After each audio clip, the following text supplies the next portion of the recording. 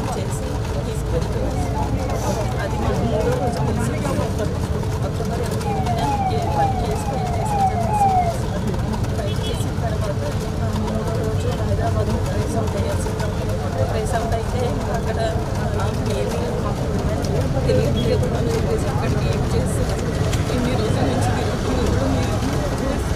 నా పిల్లలు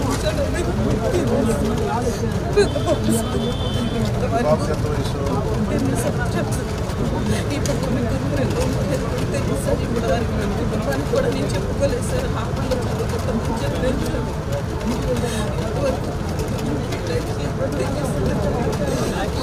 పోలీసులు న్యాయం చేస్తారని చెప్పి ఇప్పుడు ఆయన కూడా నాకు ఇప్పుడు వెళ్ళాడు.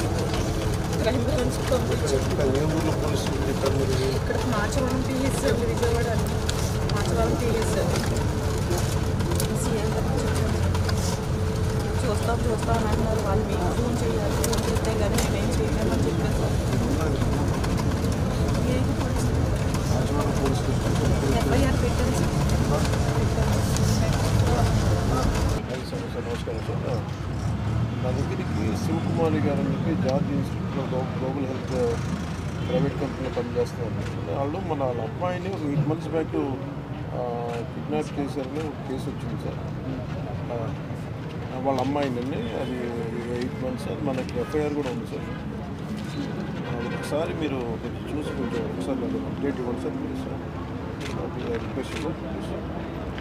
పంపిస్తాను సార్. మన కేకే గారిని పంపిస్తాను సార్. అవును పంపిస్తాను సార్. చూడండి సార్.